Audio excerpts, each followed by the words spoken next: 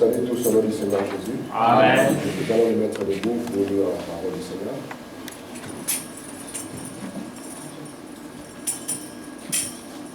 Avant de lire la parole, je vais prier le Seigneur. Bien-aimé Seigneur Jésus, toi notre Père et notre Dieu, Amen. toi l'époux de nos âmes, Amen. toi qui nous as aimés, qui est le plus beau d'entre 10 000 pour nous, Amen. nous nous approchons de toi, ô Père, avec des cœurs reconnaissants. Alléluia. Reconnaissant pour la vie que tu nous accordes, Amen. reconnaissant pour la santé que tu nous donnes, Amen. et par-dessus tout reconnaissant pour la foi que tu as placée Amen. dans notre vie. Amen. Et c'est par cette foi, Seigneur, que nous venons en ces lieux de rendez-vous pour te rencontrer toi et toi seul. Tu es celui qui connaît les besoins qu'il y a dans nos cœurs. Tu es celui qui connaît la soif qu'il y a en nous. Et tu sais, Seigneur, qu'au-delà de toi, il n'y a rien qui puisse calmer cette soif. C'est pour ça que nous venons à toi, ô Dieu, te demandant de remplir notre cœur, de remplir de ta présence, de remplir de toi, ô Dieu, de beaucoup davantage de toi, Seigneur, Alléluia. afin que notre vie sur la terre Gloire à Dieu. soit son vrai sens. Amen. Je t'abandonne mon frère, je t'abandonne ma soeur. Oh Dieu. Oh Père bien-aimé, ne laisse personne quitter ici, Seigneur, étant loin de toi. Mais que chaque personne qui a eu le privilège de traverser cette porte, oh Dieu, qu'en partant d'ici, Seigneur, il puisse sentir ta présence plus proche de lui, oh Dieu. Et qu'il puisse prendre le temps, Seigneur, de réfléchir à ses voies et de tourner ses voies vers toi, oh Dieu. Guéris ton peuple, Seigneur. Alléluia. Il y a besoin de guérison, Seigneur. Il y a des besoins de délivrance. Alléluia. Une marche plus rapprochée.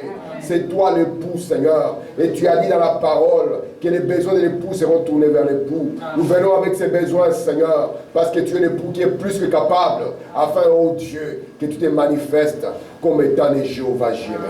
Manifeste tes bienfaits, Seigneur. Amen. Prends cette réunion sous ton contrôle. Amen. Père bien-aimé, ce qui compte pour nous, c'est ta présence. Amen. Si toi, tu es dans cette réunion, oh Dieu, alors nous dirons que la réunion était une réussite pour nous. Alléluia. Père bien-aimé, viens encore une fois et établis-nous dans le programme parfait de ta volonté. Amen. Fais-le, Seigneur, car nous sommes tes enfants. Donne gloire à ton nom, comme tu as promis de le faire. Alléluia. Au nom du Seigneur Jésus-Christ, nous avons ainsi prié et demandé. Amen. Amen. Que Dieu vous bénisse. Amen. Nous allons ouvrir nos Bibles, nous sommes dans Job au chapitre 14. Nous allons lire le verset 13, le verset 14 et le verset 15. Et puis nous allons lire à 4 endroits de la Bible. C'est 4 endroits de la Bible. Amen. Et nous espérons sur la grâce du Seigneur pour qu'il nous donne ce qu'il nous faut pour aujourd'hui. Amen. Job au chapitre 14, à partir du verset 13, nous lisons ensemble. Oh, si tu voulais me cacher dans le séjour de mort, m'y tenir à couvert jusqu'à ce que ta colère passe et me fixer un terme auquel tu te souviendras de moi. Si l'homme, une fois mort, pouvait le vivre, j'aurais de l'espoir tout le temps de mes souffrances, jusqu'à ce que mon état vienne à changer. Tu appellerais alors et je répondrai. Tu l'ennuierais après l'ouvrage de tes mains. Amen. Prenons le psaume 89, où nous allons lire juste le verset 49. Psaume 89, nous lisons le verset 49. Y a-t-il un homme qui puisse vivre et ne pas voir la mort, qui puisse sauver son âme du séjour de mort? Une très belle question, n'est-ce pas? Amen. Nous allons prendre 1 Samuel, le chapitre 2, nous lirons le verset 6. L'Éternel fait mourir et il fait vivre. Il fait descendre au séjour de mort et il en fait remonter. Amen. Terminons par Osée 13, juste le verset 14. Je les rachèterai de la puissance du séjour de mort. Je les délivrerai de la mort. Ô mort, où est ta peste? Séjour de mort, où est ta destruction? Mais le repentir se dérobe à mes regards. Amen. Que Dieu ajoute ses riches bénédictions à notre parole. Nous pouvons nous asseoir. Amen. Que Dieu vous bénisse. Amen. Voilà, avant que Dieu te bénisse, je suis content de te voir. Tu as fait quelque temps, tu m'as manqué. Hein, frère, donc toi c'est encore pire. Ah, ouais. Parce que tes questions sont en train d'être répondues. Comme vous le savez, nous sommes dans notre sujet que nous avons intitulé retournant à Dieu par la nouvelle naissance, n'est-ce pas? Vous savez, ces sujets, lorsque nous l'avons commencé, nous sommes partis de 4 questions. Ces 4 questions, c'est le prophète qui nous a demandé d'y réfléchir. Vous savez, un homme sérieux, surtout dans cette période où nous vivons, je vais vous dire la vérité. Peut-être que vous continuez votre train-train quotidien, mais le monde n'a jamais été dans une incertitude comme aujourd'hui.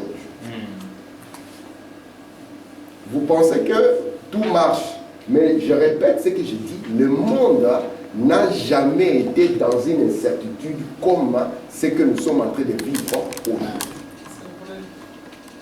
Nous sommes au risque d'une explosion atomique qui peut arriver d'un instant à l'autre. Et toutes les nations de la terre ont compris que chacun doit prendre plus des armes, plus que l'autre. Pourquoi? Parce que le monde est entré dans une instabilité totale.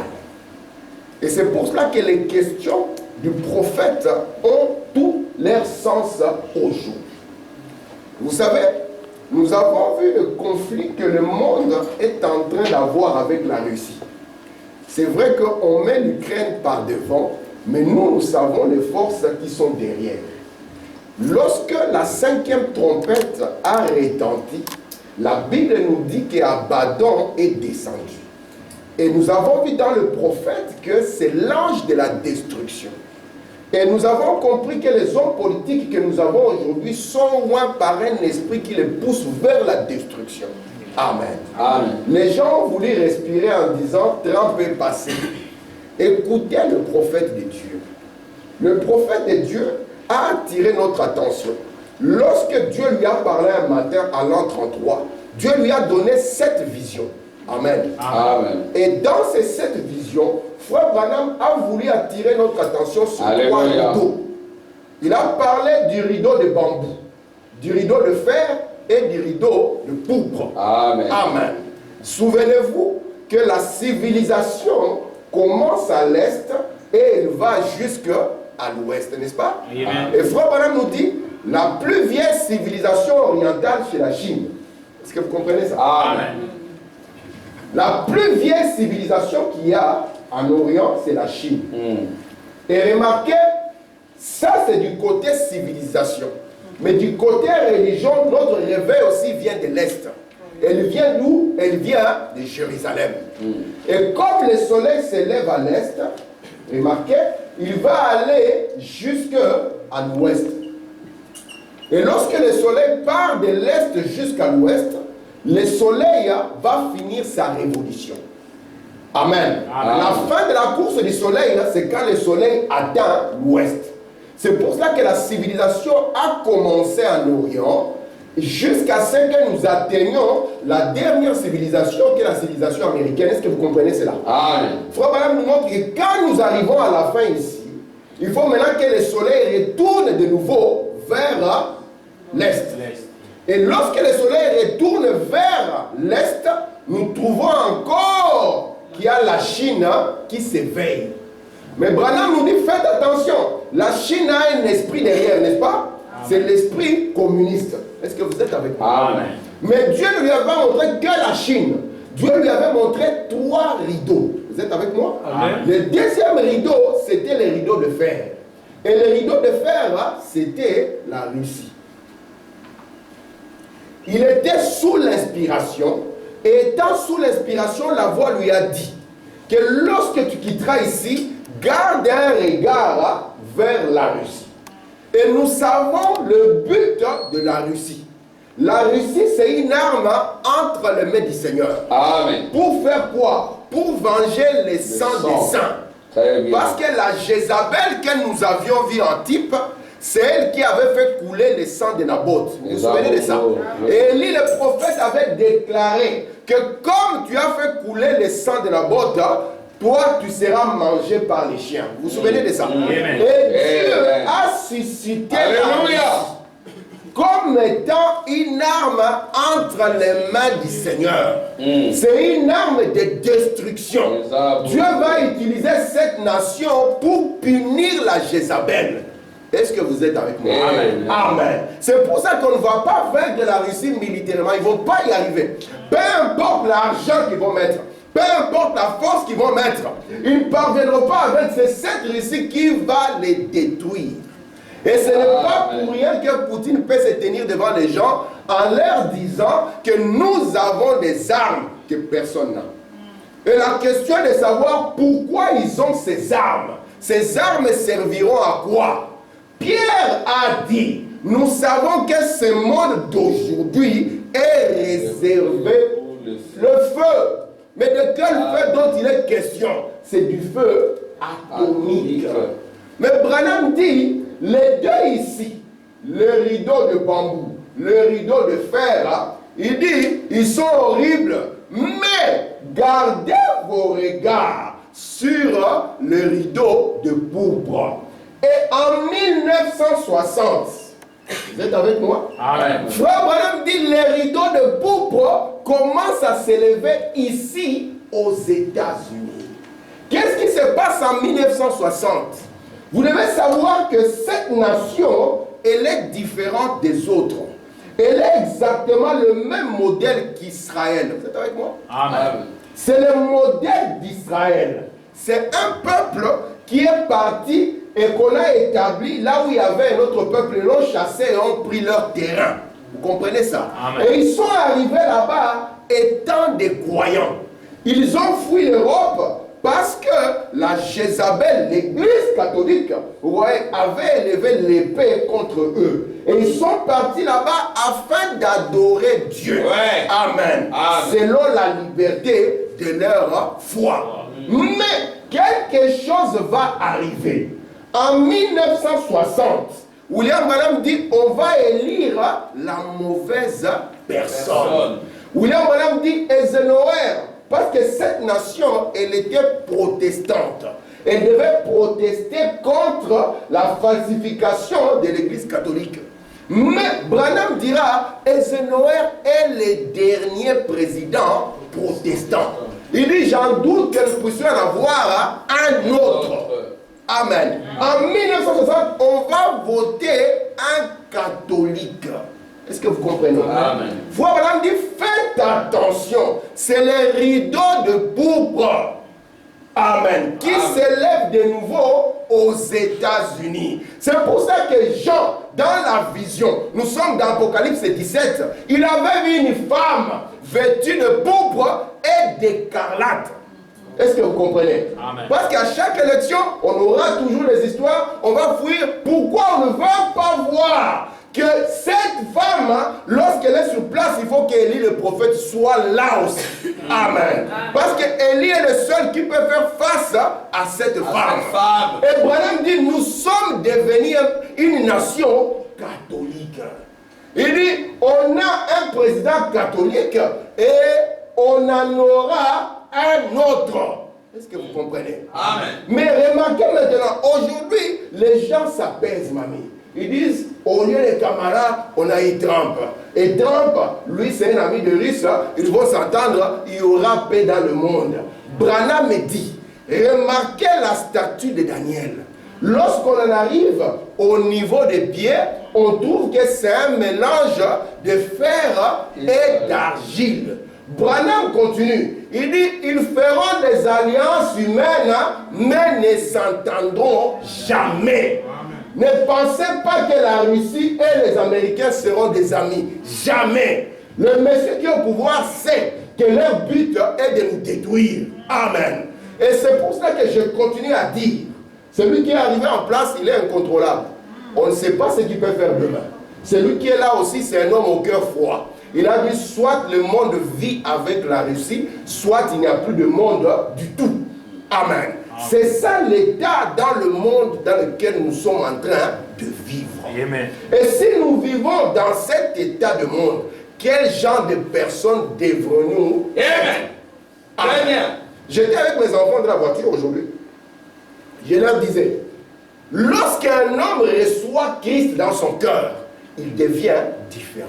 Amen. Alléluia. Je dis, la différence, ce n'est pas le fait de venir à l'église. Non. Je dis, nous ne sommes pas dans une religion. ou comme on va à la mosquée, puis on revient et on va encore du shit. Il dit, j'allais dire, écoutez attentivement, quand Dieu entre dans le cœur de l'homme, l'homme devient différent. Il dit, c'est ainsi que même si vous êtes à l'école, si vous êtes réellement des croyants, vous devez être différent. Il dit, si vous n'êtes pas différent, ça signifie que vous êtes les mêmes mondains avec beaucoup plus de perte de temps.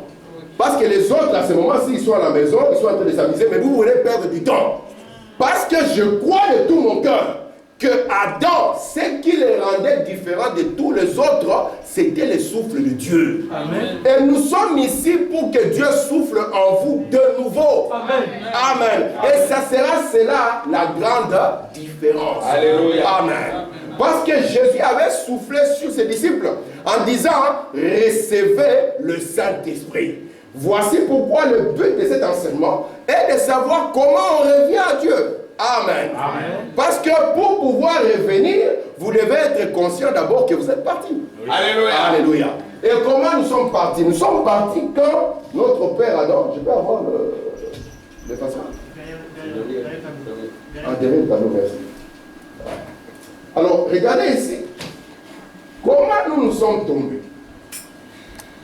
Est-ce que vous êtes là? Amen. Ne rigolez pas, ne pensez pas, le monde ici ne tient qu'à un fil. Tout peut arriver. Et dans la prophétie, il n'y a rien qui retient Dieu. Amen. Genèse, chapitre 1er, c'est Dieu qui crée l'homme à son image. Amen. Genèse, chapitre 2, c'est l'homme qui est formé. Ici, Genèse 1, c'est l'homme créé. Ici, c'est l'homme qui est formé. Amen. Vous voyez? Et Genèse, chapitre 3, c'est quand nous connaissons la chute. Et la chute consiste en quoi? C'est quand l'homme perd le souffle de Dieu.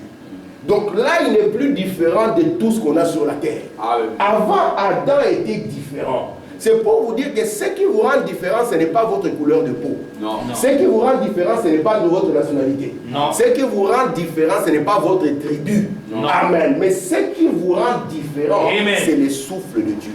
Amen. Et quand ce souffle se trouve en vous, que vous soyez chinois, que vous soyez congolais, que vous soyez je ne sais pas de quelle tribu, on verra la même nature. Amen. William Branham était en train de prêcher aux Noirs en Afrique du Sud.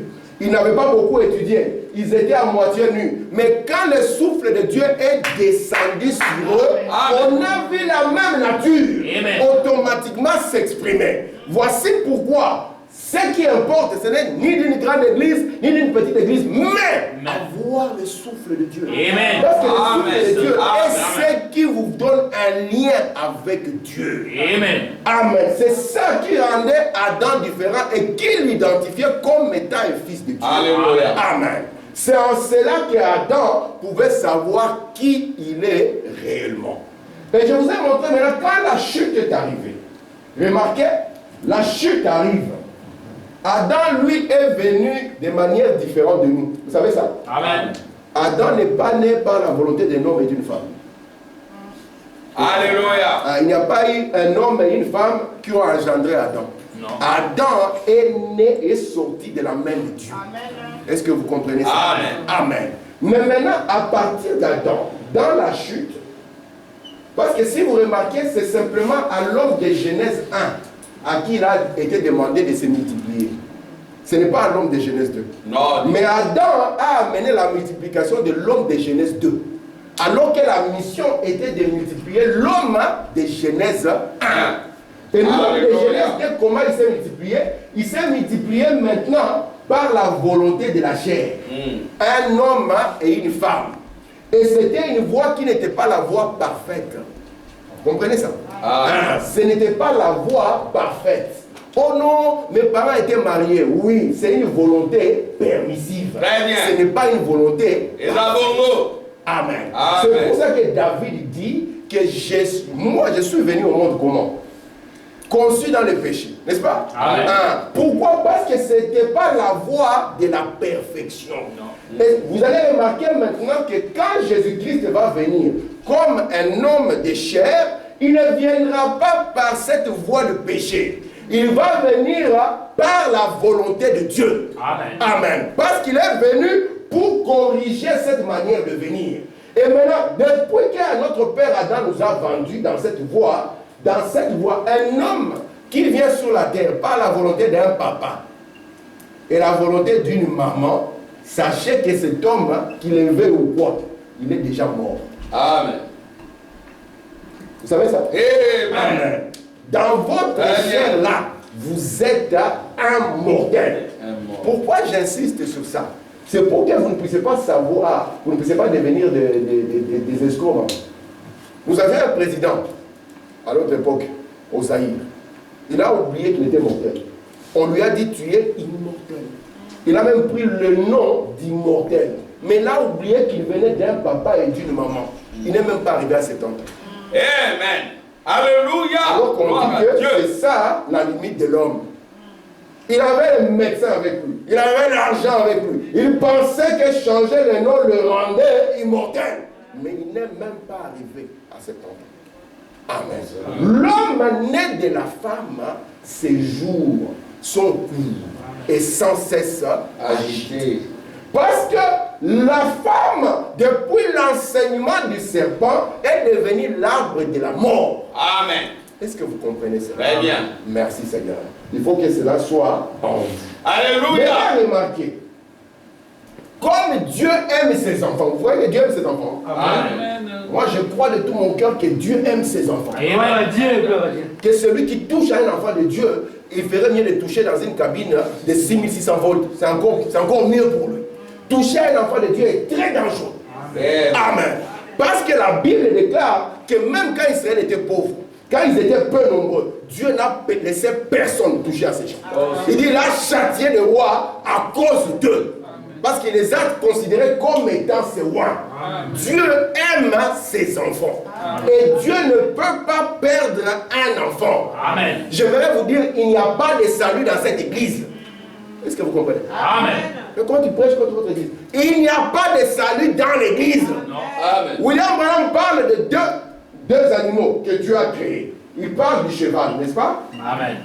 Le cheval est le type du croyant. Et puis il parle de l'âne. Vous voyez ça? Lui c'est l'unique. Maintenant, entre les deux, l'homme a amené quelqu'un d'autre que Dieu ne connaît pas. C'est le mulet.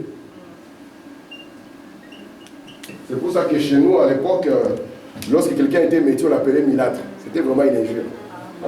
Voilà. C'est de là où ça vient milâtre en fait. Alors regardez ici, on a amené un autre monsieur. Frère Branham me dit, le millet, lui, il trouve refuge dans l'église. Il est dit dans l'exposé. Lui, il pense que c'est là où il y a le salut. Et c'est pour ça que quand Jésus est arrivé, il a trouvé l'église remplie de millets. Il leur a dit, race de vipères, qui vous a appris à fuir la colère de Dieu.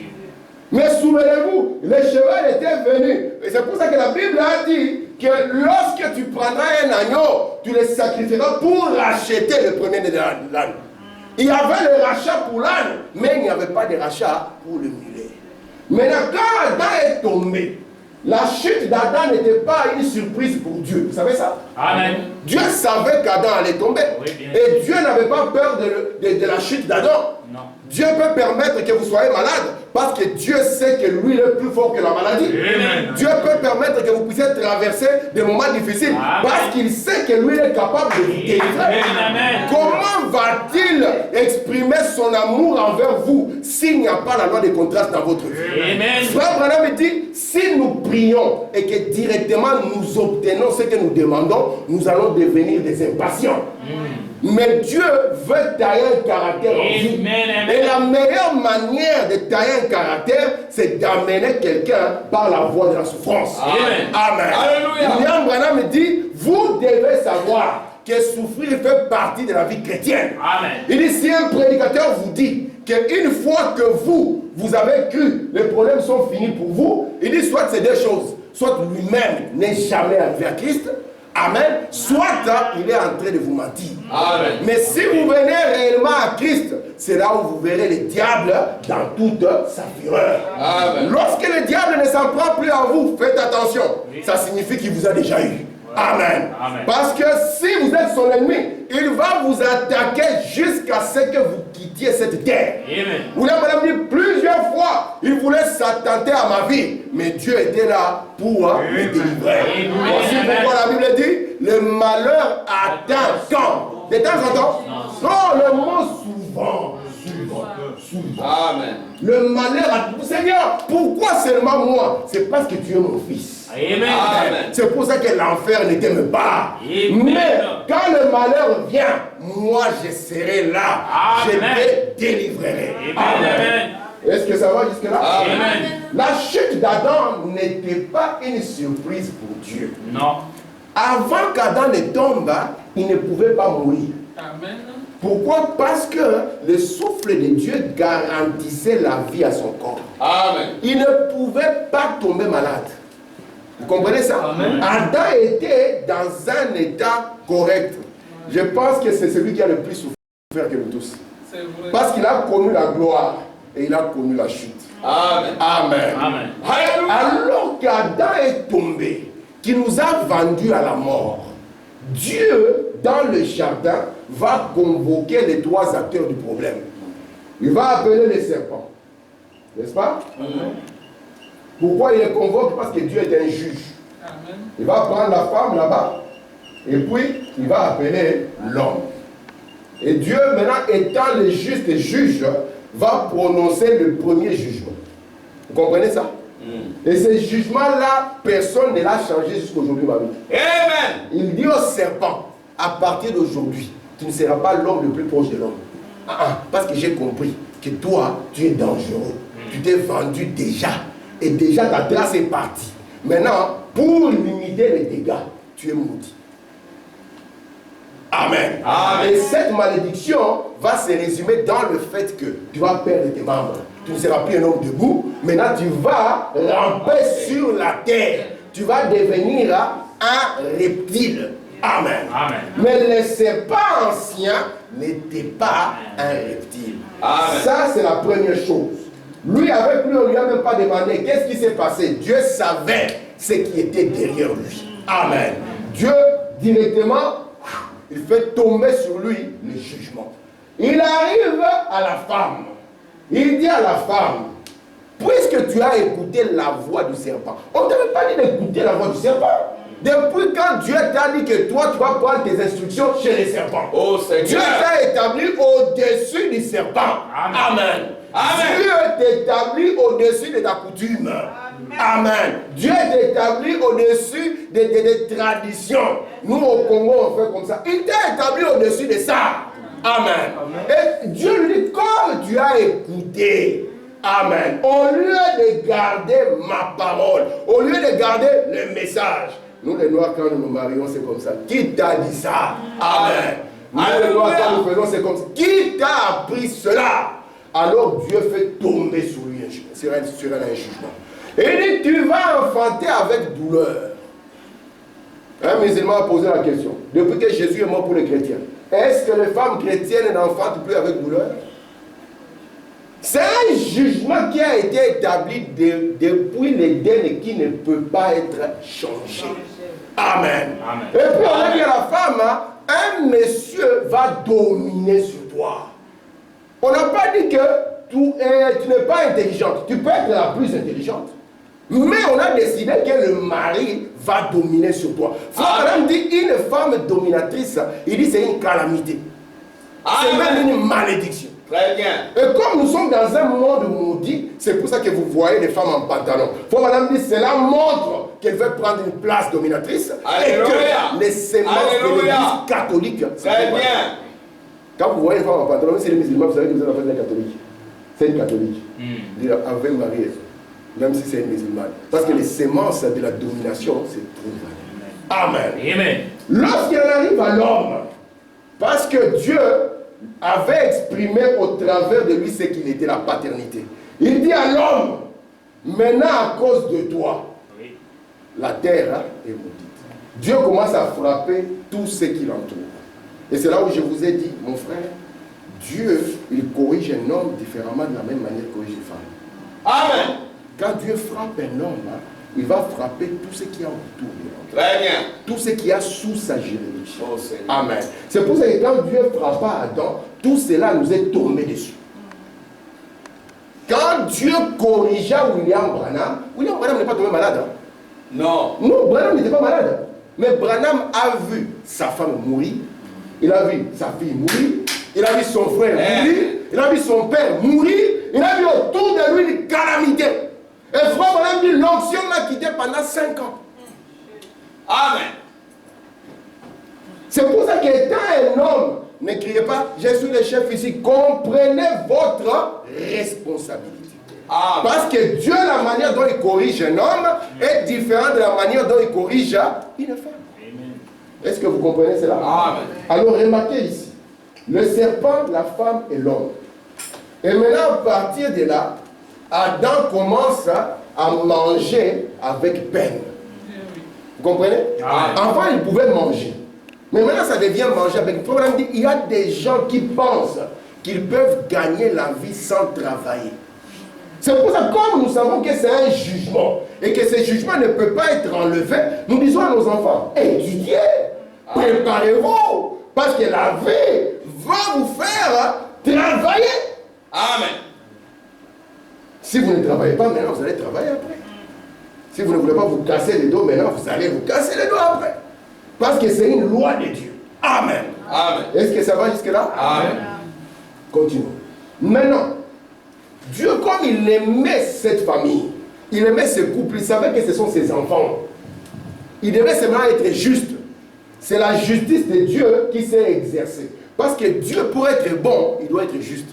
Amen. Amen. Vous savez, pour nous les hommes, être bon, ça signifie quoi? Ça signifie, ah, cet enfant ici, comme il n'est pas le mien, s'il fait ça, moi je le fracasse, je le frappe. Et quand c'est le mien, je lui dis, chérie, il n'y a rien de grave. Si vous êtes le chef d'un village, et que vous agissez comme ça, le village va exploser. Après un moment, les gens vont dire, ça ne vaut plus la peine d'aller vers lui, nous allons nous-mêmes appliquer la justice. Amen. Et on appelle ça la justice populaire. Et Dieu voulait montrer à tous qu'il est juste. Donc si simplement, écoutez, les justes, ils échappent avec peine, quels seront les l'impie et les pécheurs? Oui. Il prend ses propres enfants, il les chasse. Pourquoi il les a chassés? Parce que dans la présence de Dieu n'entre que la perfection. Amen. Or, eux étaient tombés de la perfection. Il n'y a rien qui ne soit parfait qui puisse entrer dans sa présence. C'est pour ça que quand Branham est entré là-bas, il a vu la perfection et c'est l'amour. Amen. Amen. Il dit sans l'amour parfait, pas moyen de mettre pied. Dieu chasse. Mais il ne les a pas chassés à vide. Il leur a donné une Promesse. Amen. Il a dit à la femme, comme il y a eu quelque chose entre les serpents, arrêtez votre téléphone s'il vous plaît, entre les serpents et la femme, vous voyez cela? Amen. Comme il y a eu quelque chose, je vais alors mettre une inimitié. Malgré que le serpent devenant un reptile continuera à intriguer les femmes, dit Frère Branham. Vous comprenez? Mais je vais mettre, c'est pour ça que vous voyez toujours la photo d'une femme avec un serpent autour de son cou. Il y a une inspiration qui vient de l'enfer. Regardez ici. Le serpent et la femme, il dit, je vais mettre l'inimitié, non pas l'amitié, mais l'inimitié entre la sémence, il dit c'est à cause de la sémence du serpent, donc ce qui montre que le serpent avait une sémence, et la sémence de la femme. Vous voyez ce que la Bible a dit? Amen. Donc ça montre que les serpents avaient une sémence et que la femme avait une sémence. Mais ici, ça devient maintenant difficile. Parce que dans la biologie, la femme n'a pas de sémence. Alors, qu'est-ce que Dieu voulait dire lorsqu'il dirait que je mettrais l'inimitié entre la sémence de la femme et la sémence du serpent? Le serpent avait déjà une sémence. Ça, c'est pas de problème. Mais quand on arrive à la femme, il voulait dire qu'il y aura une sémence qui viendra par la femme sans le secours d'un homme. Amen. Il était en train de parler de la venue de Jésus-Christ. Amen. Amen. Et la venue de Jésus-Christ était maintenant la consolation pour ce couple. Amen. Amen. La sémence ou le promis. Alléluia. Amen. Maintenant, Adam, notre père, étant tombé, il savait que Dieu lui a promis que la sémence de la femme viendrait. Amen. Et du jour de sa vie, comme la misère était grande, mamie, qui aime la misère jusqu'au bout? On a toujours l'espoir que quelque chose doit se passer. Amen. Et Adam attendait quand son jour à lui, la sémence de la femme soit manifestée. Amen. Amen. Amen. Sauf que Adam est arrivé, sachant qu'il n'y avait plus rien qui garantissait la vie à son corps. Son corps, après 900 ans, il ne pouvait pas faire un jour. Adam n'a même pas fait un jour devant le Seigneur. Amen. Amen. Après 900 et quelques années, notre père Adam est arrivé au bout de la route. Amen. Amen. La loi de Dieu qui lui avait rappelé à ses corps, qui était poussière, est entrée en scène. Sauf que Adam n'avait pas simplement une chair, il avait aussi une âme. Mais Adam est celui à qui il avait donné la promesse qu'il y avait un qui viendrait l'aider. Et comme Dieu ne reste pas avec la dette de personne, malgré que l'âme d'Adam était noircie, Dieu s'est souvenu qu'Adam était un fils. Amen. Amen. Alors, tous ceux-là qui quittaient la terre, ils allaient dans les séjours des morts. Vous voyez ça? Amen. Mais dans les séjours des morts, il y avait une partie réservée aux élus de Dieu. On appelait cela le paradis. Est-ce que vous comprenez ça? Amen. C'est pour ça que Jésus avait dit au monsieur à la croix, il lui a dit, aujourd'hui tu seras avec moi dans le paradis. Amen. Le paradis ne contenait que les enfants de Dieu. C'est là qui sont partis s'attendant à la venue du juste. Qui l'ont attendu, mais qui n'est pas venu à leur jour. Ils ont salué seulement. Ils sont partis étant des croyants. Et la preuve, c'est qu'ils étaient en train d'offrir l'agneau. Amen. Amen. Et Dieu a offert l'agneau depuis Adam. Amen. Alléluia. Amen. Même à Noé, l'agneau a été offert. Avant même que Moïse n'arrive avec la loi, l'agneau était déjà offert. Abel est celui qui est mort avec son agneau. Alléluia. Amen. Et cette était la résurrection d'Abel. Vous êtes avec moi? Amen. Et dans tout l'Ancien Testament, vous allez voir que c'était sous le sang de l'agneau physique. Le sang de bouc et des... Amen. Est-ce que vous êtes avec moi? Amen. Maintenant, tous les saints de l'Ancien Testament, j'aimerais d'abord établir ça en vous. Tous les saints de l'Ancien Testament, quand ils mouraient, ils entraient ici au paradis. Il n'y a personne qui pouvait échapper à ça. Pourquoi? Frère Madame dit, leur âme devait être revêtue. Vous comprenez ça? Amen. Leur âme n'était pas revêtue.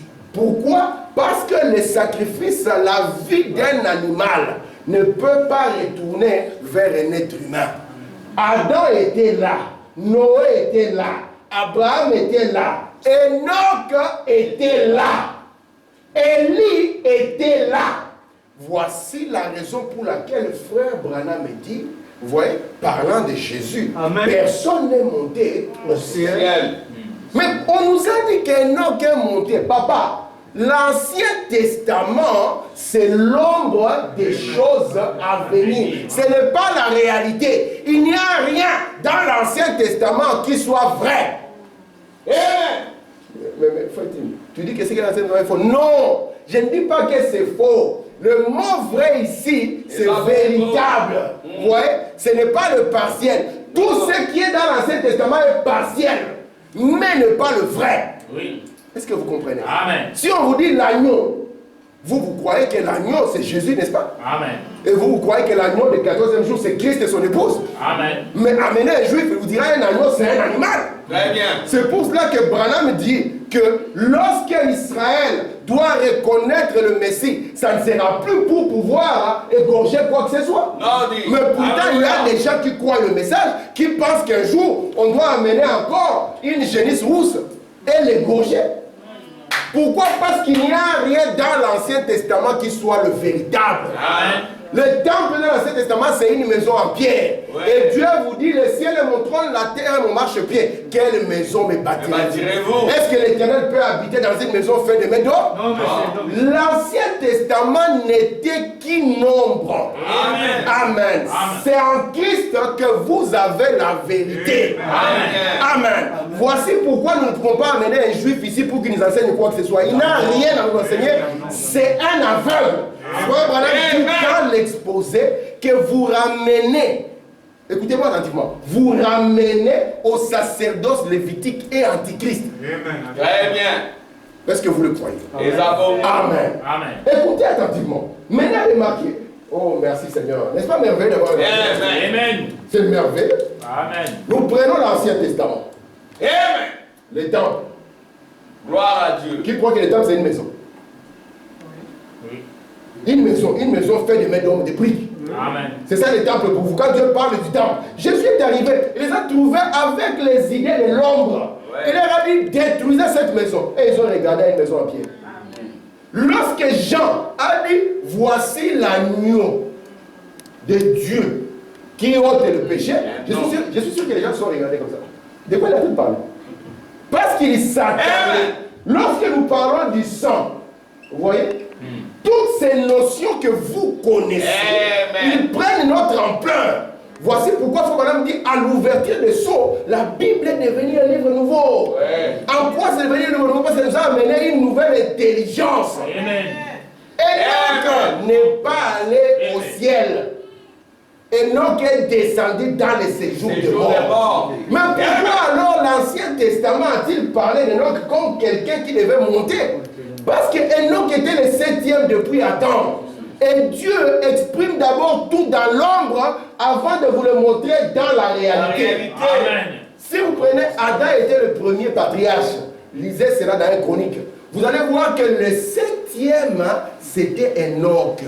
Et frère Madame dit, Dieu a mis cela pour vous montrer qu'Enoch, l'enlèvement d'Enoch était un type. Que c'est le 7e âge de l'église qui va aller dans l'enlèvement. Amen. Mais Enoch, lui, était sous le sang de bouc et de taureau. Et Jésus dit, personne. Amen. Merci Seigneur. Mais nous voyons aussi qu'un jour, il y a un autre qui s'appelle Élie. Oh, merveilleux.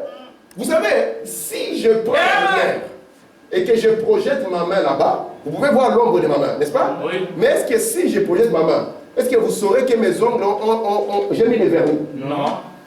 L'ombre ne peut pas avoir les détails de la vision. Amen. Mais il faut avoir la réalité pour maintenant comprendre l'ombre. Quand tu vois un homme qui se frappe, oh moi je veux l'ombre. Papa, il n'y a pas à se battre. Frère, madame dit, ne vous battez pas. Amen. Si quelqu'un dit, j'irai comme Élie, j'irai comme un homme, laissez-le. Amen. Mais remarquez maintenant, Élie, c'est qui? C'est qu'est-ce qu'il représentait? Frère, madame me dit, Élie, il est le type du dernier messager, le messager du 7e âge de l'église, qui part vivant avec son groupe. Vous comprenez ça? C'est ce que Frère Madame me dit. Maintenant, nous ne pouvons pas, c'est pour ça que nous ne pouvons pas, lorsque nous regardons Jésus, nous comprenons, voici la pensée que Dieu a exprimée dans l'Ancien Testament. Son corps, c'est ça les temples. Voici pourquoi la Bible dit que nous devons garder nos corps purs. Parce que dans Corinthiens, on dit que nos corps sont les temples du Seigneur. N'est-ce pas merveilleux? Il dit, Apocalypse 21, je vis. N'est-ce pas? Viens, je te montrerai l'épouse, la femme de l'année. Je vis une vie descendre du ciel. N'est-ce pas merveilleux? Donc nous comprenons que l'Ancien Testament n'est qu'une ombre. C'est pour ça que dans l'ombre, personne ne pouvait entrer dans la présence de Dieu. Il ne le pouvait pas. Mais Dieu étant juste, il ne pouvait pas perdre leur âme. Alléluia. Alléluia. Et ces âmes, Dieu a mis cela quelque part. Quelque part, pourquoi? Parce qu'il doit les garder. Comme ils sont partis comme étant des croyants, il doit les garder jusqu'au jour où va venir la sémence de la femme. Est-ce que vous comprenez ça? Amen.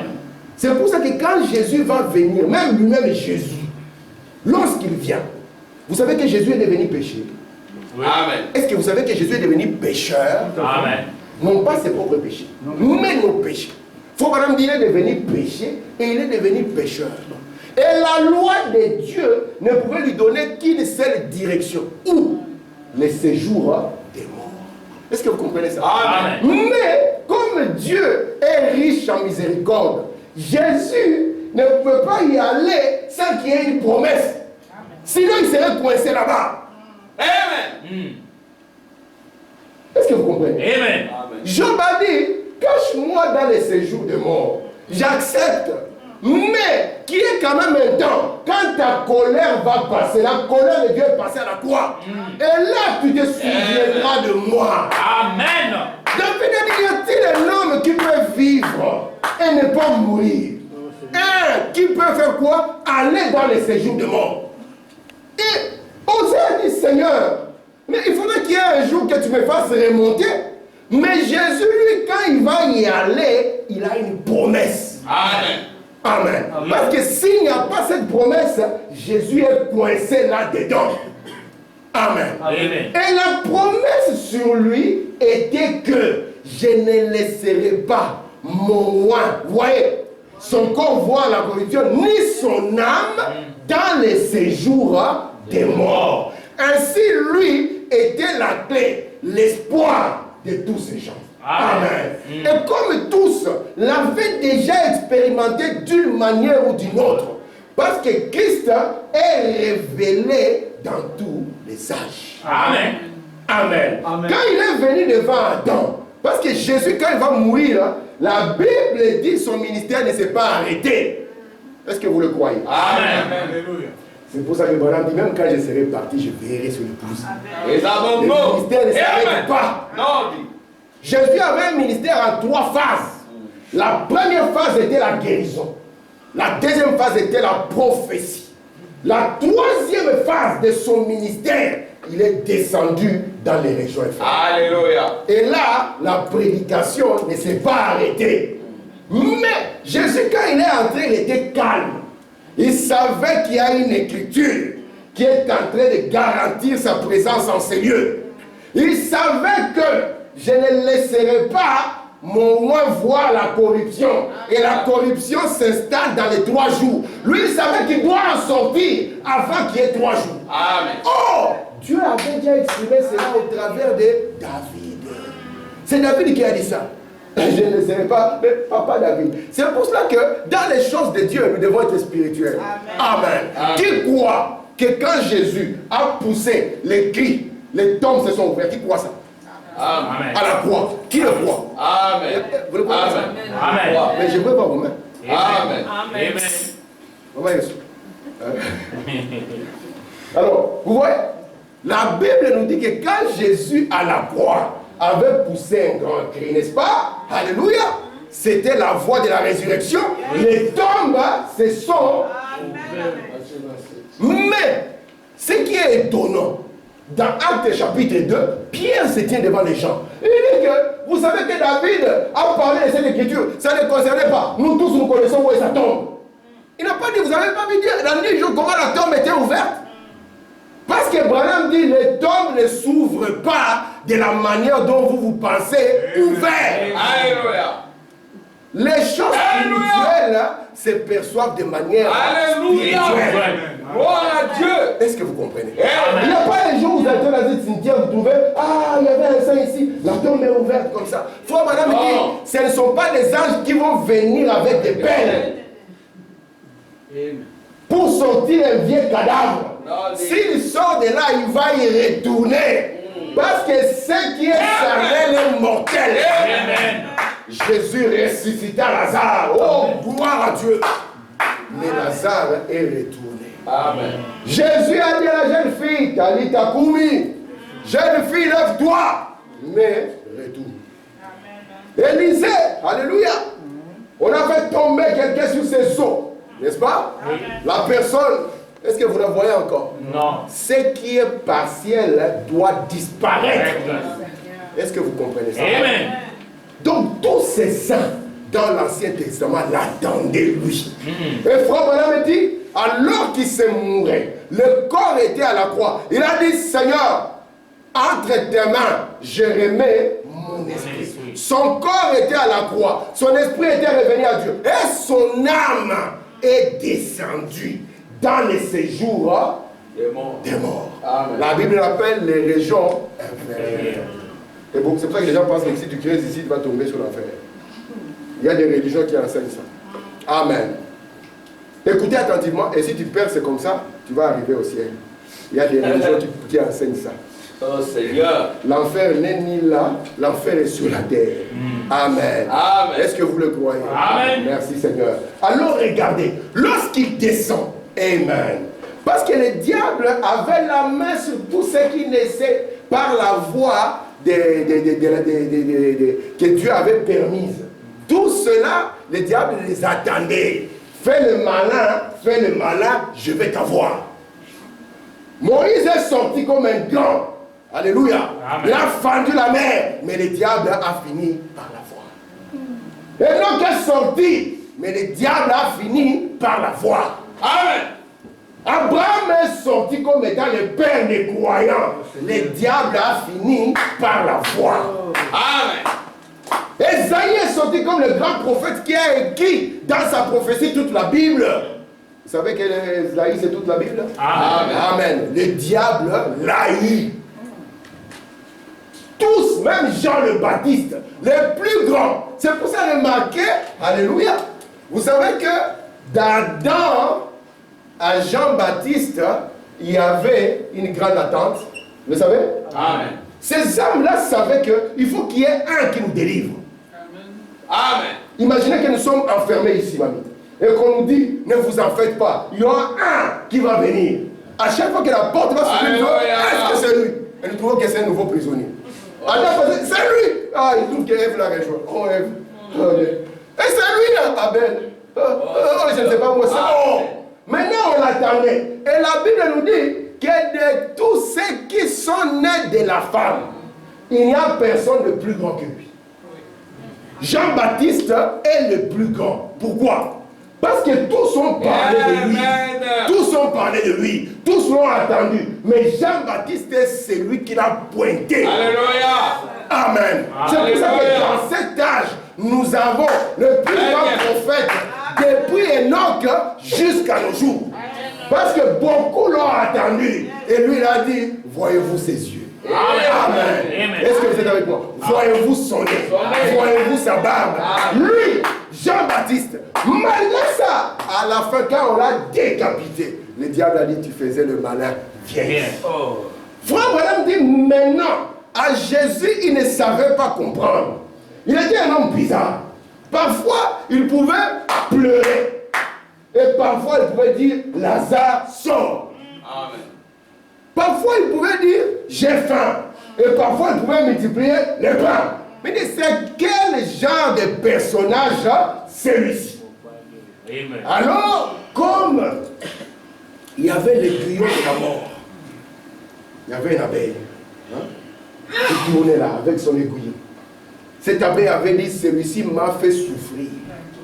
Je vais le piquer de manière sérieuse pour qu'il n'y ait plus personne qui puisse tenter cette aventure.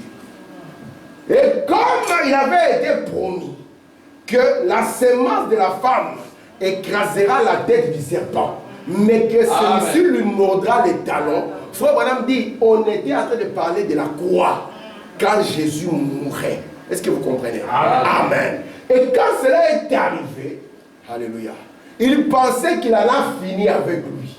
Sauf qu'il avait amené la dernière cartouche de Dieu dans les séjours de mort. Amen. Amen. Et c'est pour ça que quand il est descendu, Frère Branham dit, il a donné un coup de pied au diable.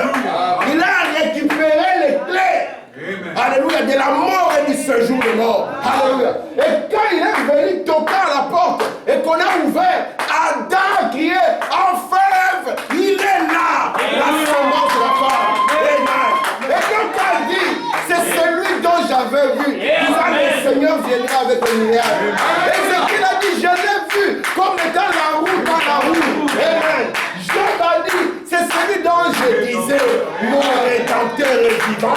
La semence de la femme, qui était la promesse de la délivrance. Amen. Merci Seigneur. Amen. La sémence des femmes. Alléluia. Chacun d'eux partant avait une expérience. Alléluia. Amen. Il n'a pas dit, qui est celui-ci? Il les connaissait. Il l'avait vu au loin. Amen. Alléluia. Il est venu comme étant la délivrance. Alléluia. On dit de l'Éternel, il est celui qui descend dans les séjours de mort et il est celui qui la remonte. Branham me dit, Amen. comme je l'aime tellement, même si je vais en enfer, je n'ai pas peur. Alléluia. Amen. Parce que comme il va faire le constat qu'il y a une partie de lui qui lui manque, or lui il est le parfait, rien ne peut lui manquer, il va descendre en enfer et il va me sortir de l'enfer. Il l'a déjà prouvé dans l'Ancien Testament. Même l'enfer ne peut pas retenir un enfant de Dieu. Alors quelle est la circonstance qui le retiendra? Ni la maladie, ni quoi que ce soit ne peut retenir un fils de Dieu. Alléluia. Il a donné une promesse. Est-ce que vous le croyez? Amen. Merci Seigneur. Je peux lire Frère Branham? Amen. Comme je suis en train d'arriver à la fin. Écoutez Frère Branham, dans questions et réponses du 3 janvier 1954. Bon, il y a un temps où les gens, les justifiés, n'allaient pas dans la présence de Dieu quand ils mouraient.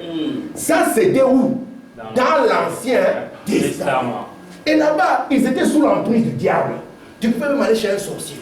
Tu dis, écoutez, allez, écoutez, fais monter Moïse. Moïse! On le convoque, il vient. Monte ici. Et Moïse monte. Mais malgré qu'il monte, il est toujours un prophète. Amen. Tu ne vas pas lui faire peur, vous dire, bénis-moi, dis les bonnes choses. Il te dira, si Dieu t'a maudit, tu es maudit. Oui. Amen. Parce que tu ne pourras plus rien me faire que me garder ici. Mais tu me gardes ici pendant un temps. J'attends. Un jour, il vient. Il vient.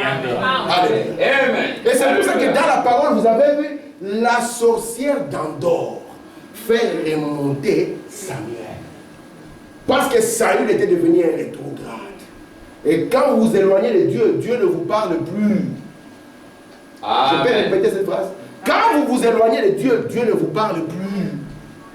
Même la citation que je mets le matin sera difficile pour vous pour écouter. 1 minute et demie, impossible.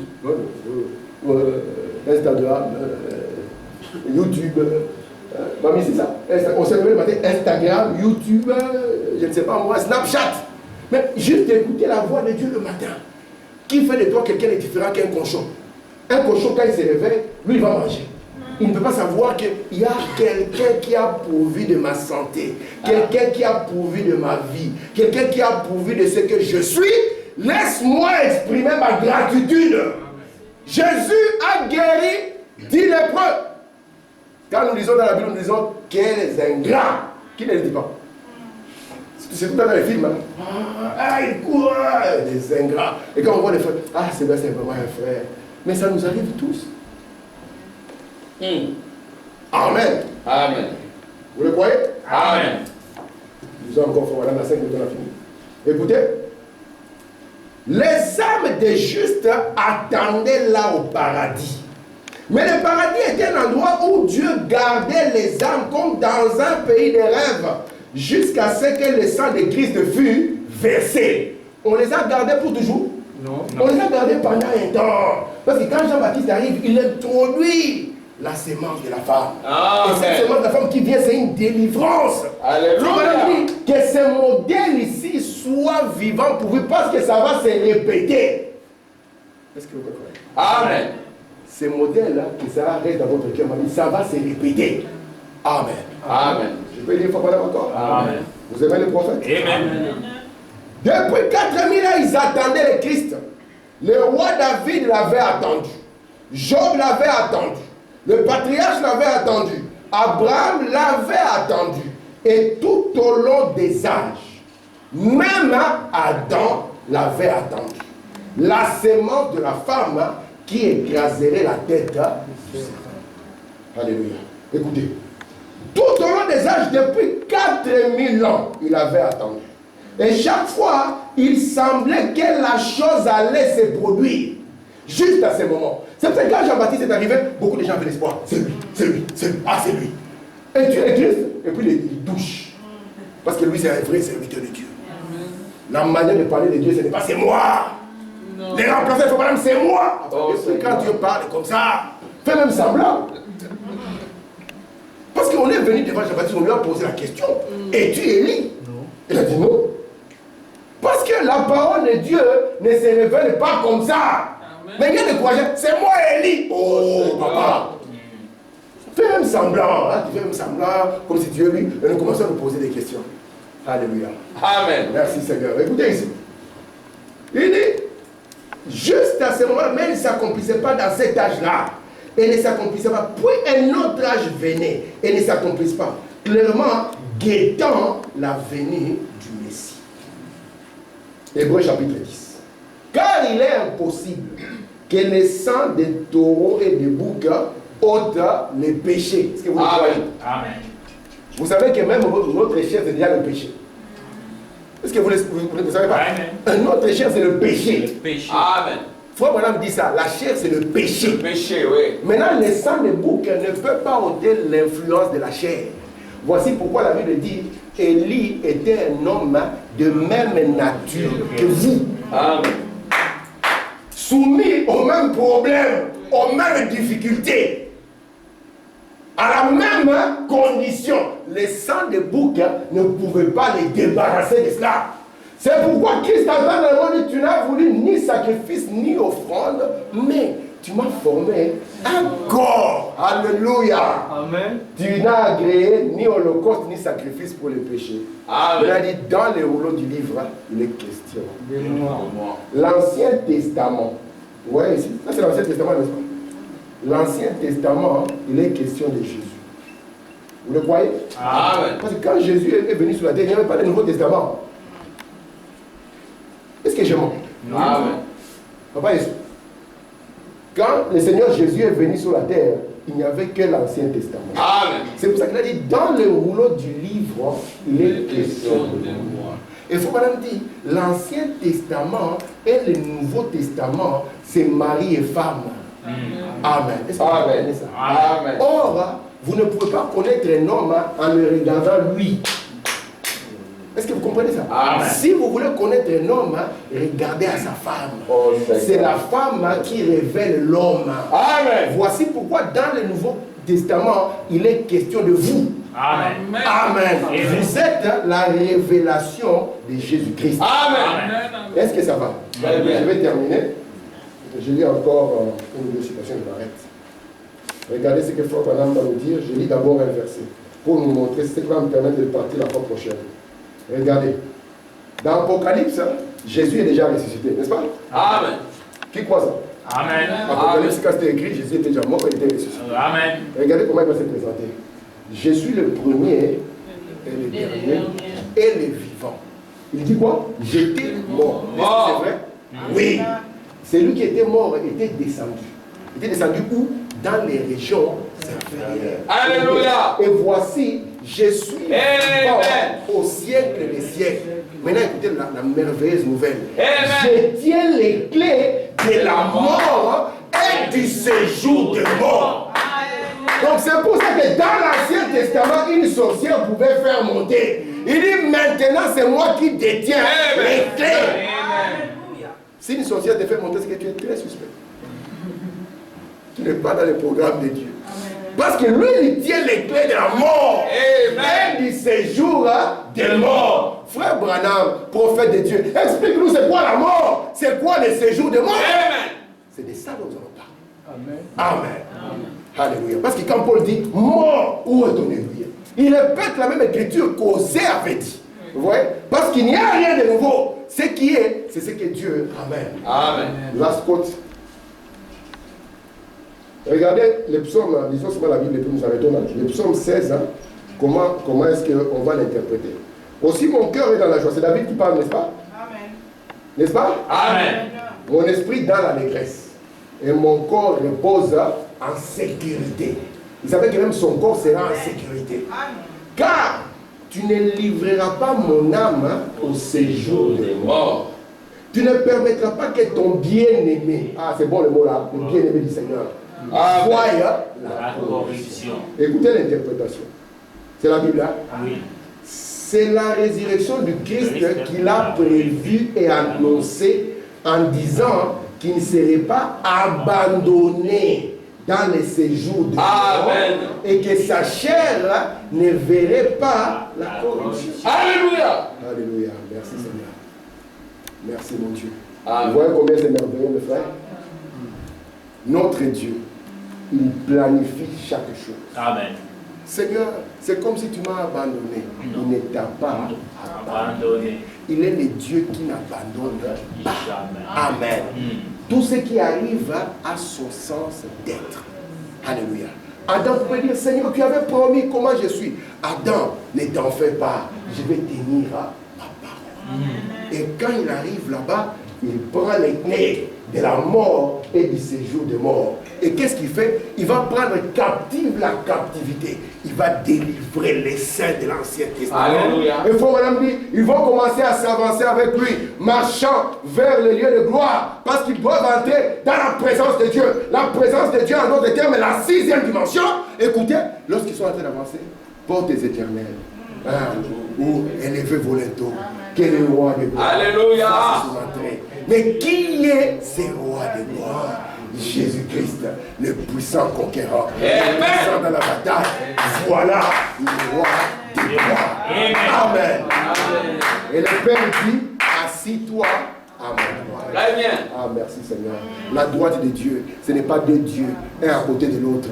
Assis-toi à ma droite, dans la puissance, jusqu'à ce que je fasse quoi? De tes ennemis ton marche-pied. Amen.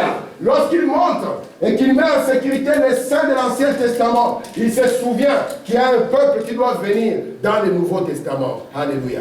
Assis-toi à ma droite. La droite de Dieu, c'est la puissance. Ça, c'est le trône du Père. Alléluia. Les sages de l'Église, le trône du Père. Assis-toi à ma droite jusqu'à ce que je fasse de tes ennemis, ton ennemi. Quoi ça? Et remarquez ici, l'Église sera attaquée par un ennemi en 4 phases. Alléluia. Amen. Il viendra d'abord comme sur un cheval blanc. Il viendra sur un cheval. Non. Vous lisez la Bible. Où est notre livre? On commence le cheval. Jésus sauve le peuple. Il vient sur le cheval blanc. Après, il vient sur le cheval rouge. Parce qu'après, il doit amener le paix. Après, il vient sur un cheval noir. Et puis, il vient sur un cheval pâle. Et on l'appelle comment? La mort. Et qu'est-ce qui l'accompagne? Les séjours de mort. Voici pourquoi il s'est mis devant vous et dit, j'ai les clés de la mort et du séjour de mort. Amen. Quel Seigneur. Amen. Merci Dieu. Mettons-nous debout. Est-ce que vous aimez le message? Amen. Amen.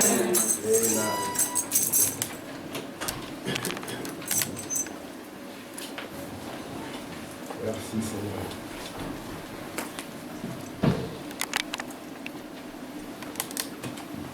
Je suis précieux à tes yeux.